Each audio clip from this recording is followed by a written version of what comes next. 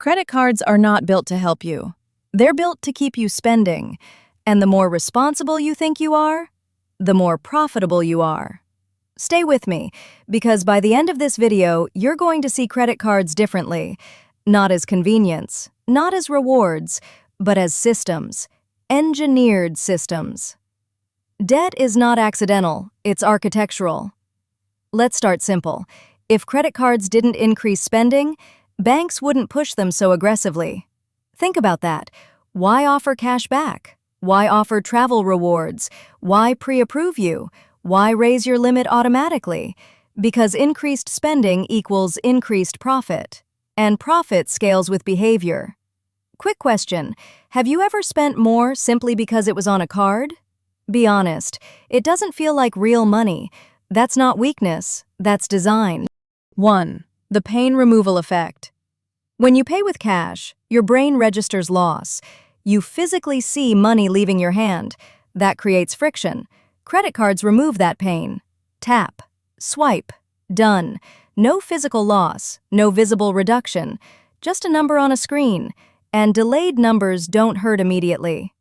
Delayed pain equals increased spending. Studies consistently show people spend more with cards than cash. Not because they want to, because friction is gone. Impulse loves low friction. Wealth requires friction. 2. The minimum payment trap. Here's where it gets clever. Credit card statements don't highlight your total debt. They highlight your minimum payment. That number is intentionally small. Psychological effect? It lowers perceived burden. Instead of seeing $3,200 owed, you see minimum due, $48. That reframes urgency. It feels manageable, safe, harmless. Pause. But here's the trap. Minimum payments maximize interest accumulation, and interest is where banks make real money. Minimum payment equals maximum profit. They don't want you to default. They want you comfortable. Comfortable debt is the most profitable debt. 3. Rewards programs. The illusion of winning. Cashback, points, miles, travel perks. Let me ask you something.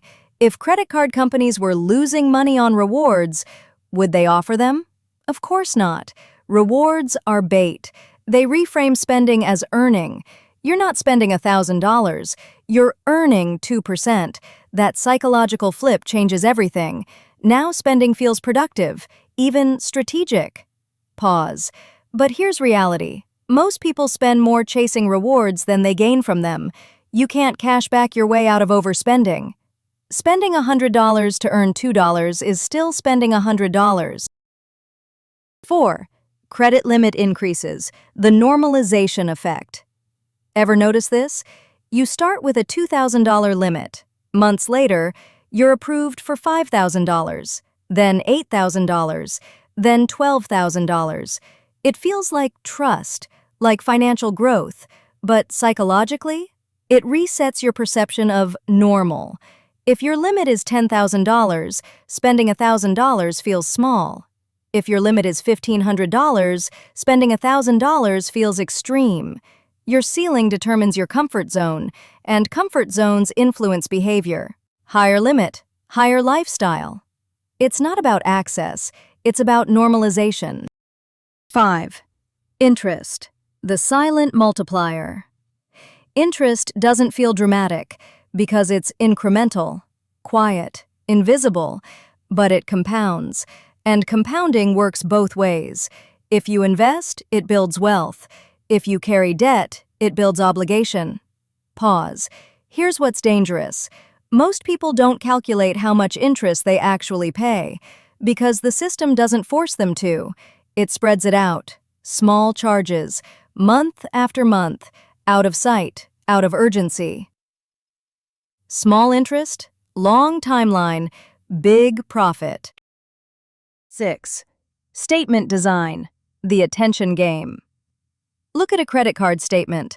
What's bold? Minimum due. Due date. Reward summary. What's subtle? Interest charges. Total interest paid year to date. They highlight comfort. They minimize discomfort. That's not random formatting. That's behavioral design.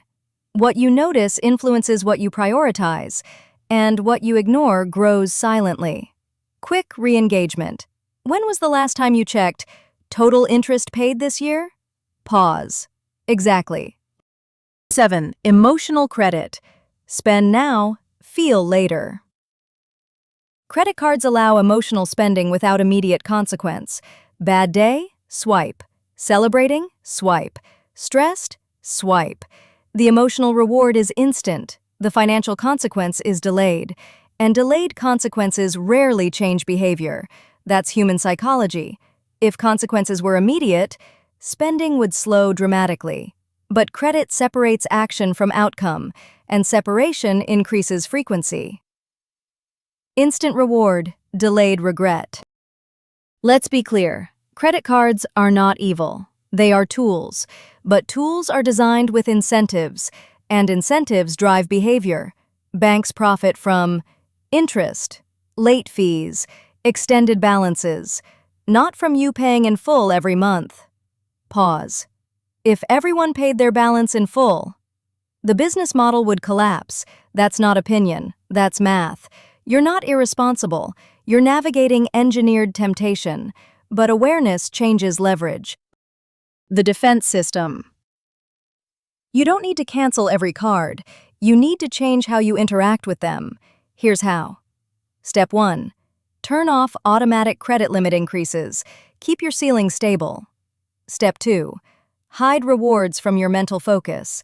Never calculate purchases based on points. Calculate them based on total cost. Step 3. Pay the full statement balance weekly, not monthly. Shorten the delay window. Reduce emotional detachment. Step 4. Track total interest paid. Make it visible. Awareness increases discomfort. Discomfort reduces repetition. Step 5. Use credit intentionally, not emotionally. If you wouldn't buy it in cash today, don't buy it on credit. Pause. That single rule changes behavior fast. Here's the bigger perspective. Credit cards don't create financial problems. They amplify existing behavior. If you're disciplined, they reward you. If you're impulsive, they magnify damage.